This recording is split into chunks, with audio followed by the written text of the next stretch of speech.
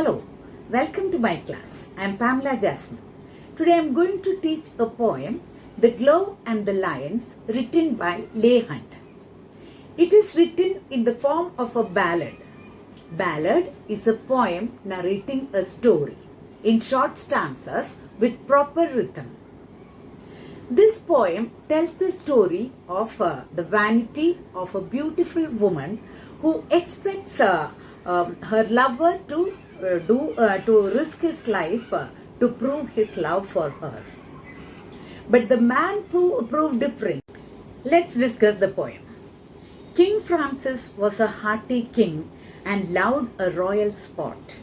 And one day, as his lions fought, sat looking on the court. The nobles filled the benches, and the ladies in their pride.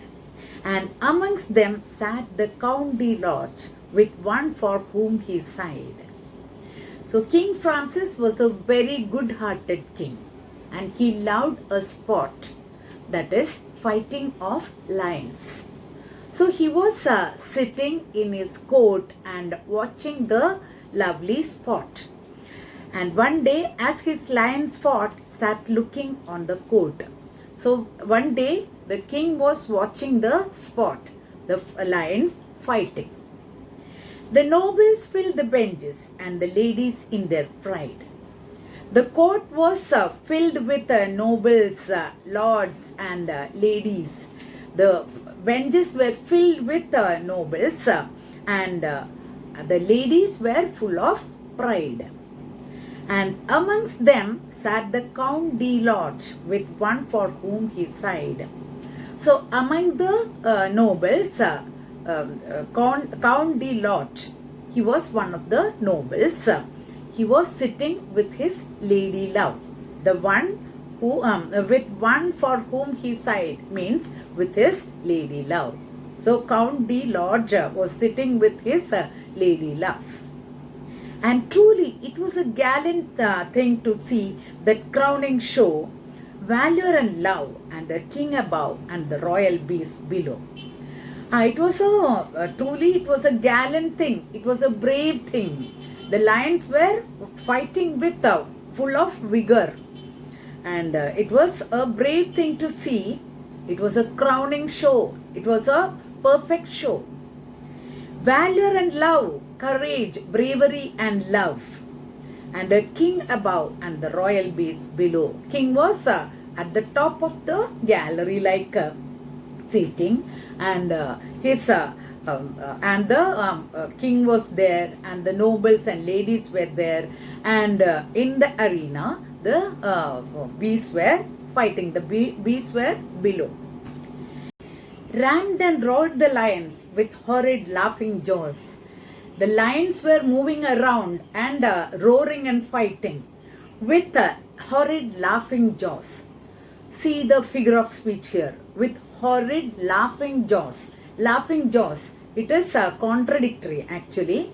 It is this contradicting words are used to show the truth.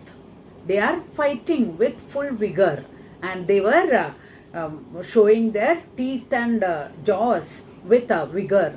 So it is expressed as laughing jaws.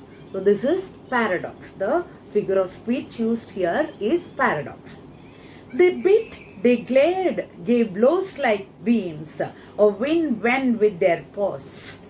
They bit, they were biting, and they were glared, they looking with bright eyes with each other, fiery eyes, and gave blows like beams. They were blowing, they gave blows to each other like beams. Here simile is used, like they blows like beams, with wooden beams. That means the blows were, they were blowing each other like beams.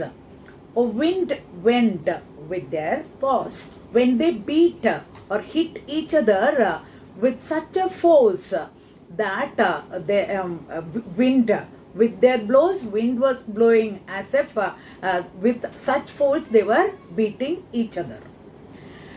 With bellowing might and stifled roar, they rolled on one another.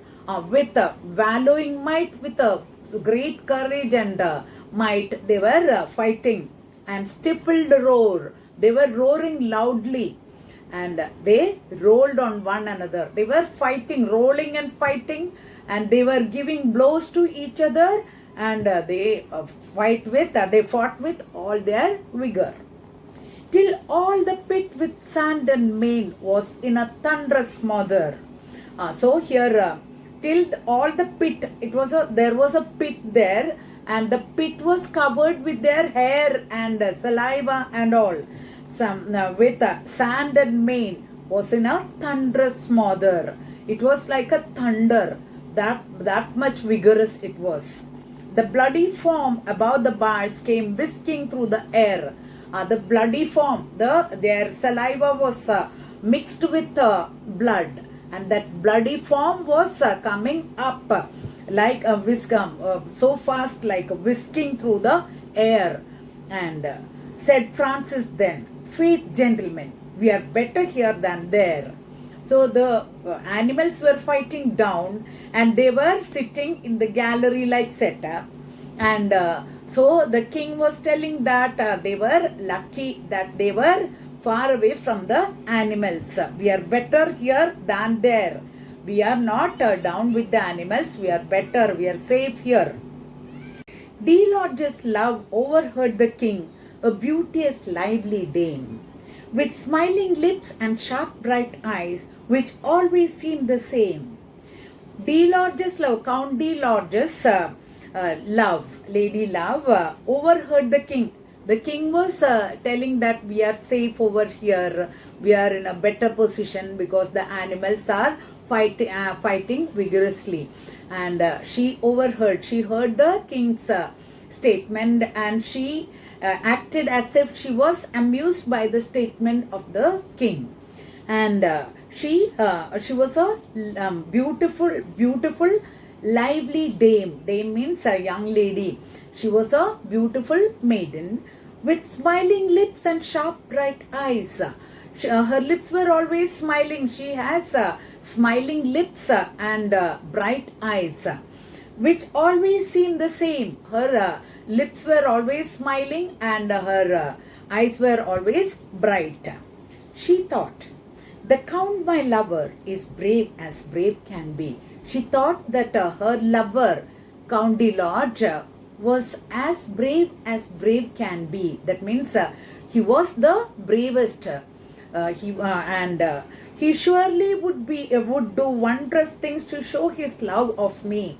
Then she thought that he would do wonderful things to prove his love for her. King, ladies, lovers, all look on. And the occasion is divine. I'll drop my glove to prove his love. Great glory will be mine. So all were there. King was there, ladies, lovers, and nobles, and everyone was there. All look on, and the occasion is divine. She thought that it was a divine occasion to prove her vanity. I will drop my glove to prove his love. Great glory will be mine. I will drop my glove into the arena, and she expected her lover to pick up the gloves. She would throw the gloves into the arena where the animals were fighting, where the lions were fighting, and she expected her lover to pick it up and bring it to her. So that was what she was thinking. I'll drop my glove to prove his love. Great glory will be mine. When I will drop my gloves to the arena, and he would pick it up and give it back to me, and then that would be a great occasion for me to prove his love, and then great glory will be mine. I will be glorious by if my lover would prove his love like this. She was sure that his lover would do wonderful things to prove his love for her. She dropped her glove to prove his love, then looked at him and smiled. So she dropped her gloves to the arena where the animals were fighting, and then she looked at him and smiled. So he understood that she wanted him to get it back. So it was a risky task for him to prove his love. He bowed. When she looked at him and smiled, he bowed to her. He bowed and in a moment, leaped among the lions wild. Then within short time, he jumped into the arena where the lions were fighting. And the leap was quick, return was quick. He has regained his place. He jumped into the arena and he came back so fast. It was very quick. The animals even did not notice him. So he came back so fast. He took the gloves from there. By that action, he could prove his courage. He has regained his place. He jumped into the arena and took the gloves, and he came back to his position. Then threw the glove, but not with love, right in the lady's face. Then what he did, he was a courageous person. He was not a henpecked person. He took the gloves and threw it on her face, not with love. He was so angry because the task given to him was a risky task. It was because of her vanity. So he did not like that. That's why he threw the gloves back to her face. He then threw the glove, but not with love, right in the lady's face. By God, said Francis, rightly done, and he rose from where he sat. No love, quoth he, but vanity sets love a task like that. Then King Francis responded. He got up from his place. By God, said Francis, rightly done, and he rose from where he sat.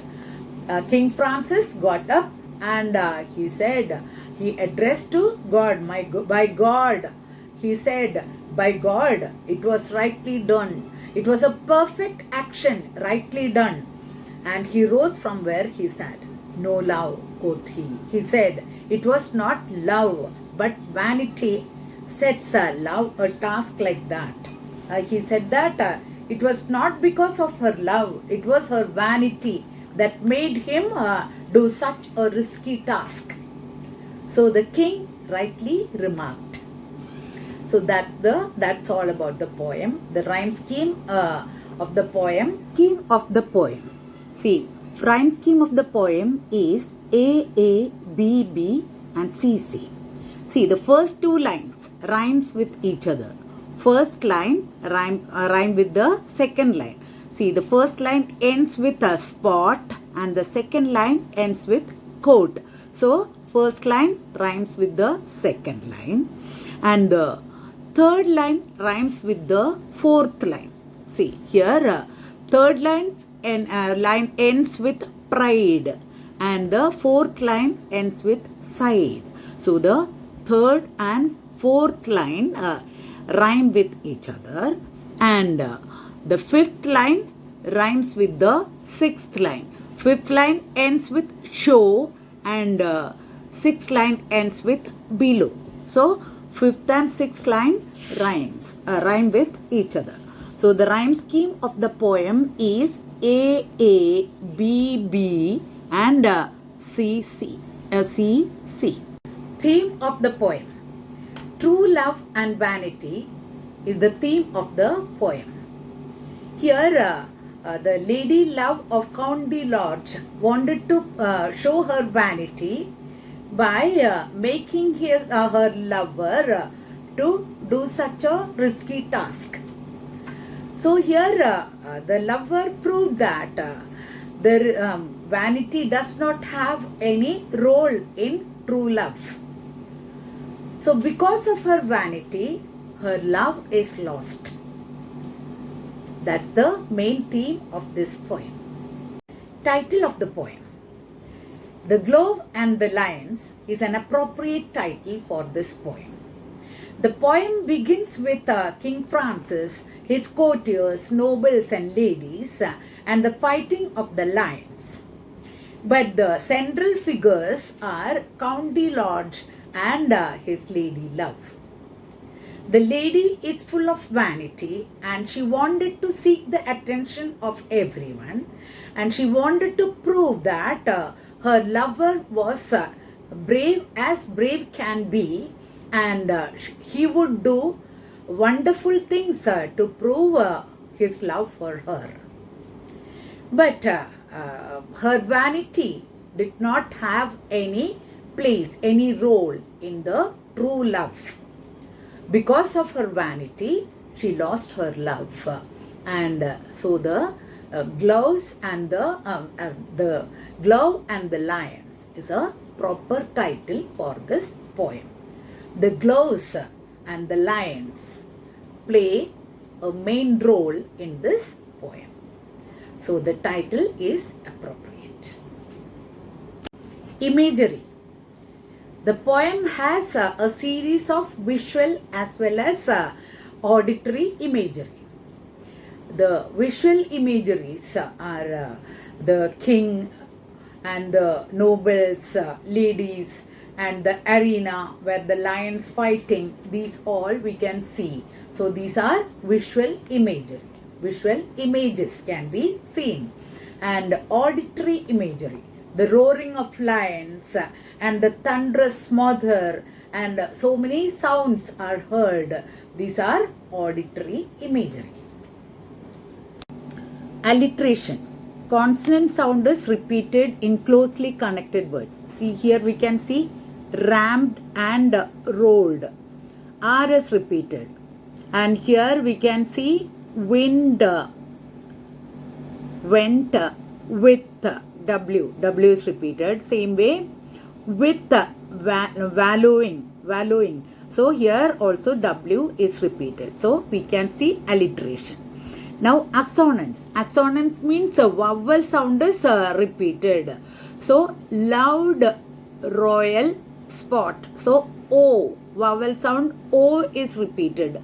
Loud, royal, spot. So that's all about assonance. If you like this video, please like, share and subscribe. Thank you for watching. God bless.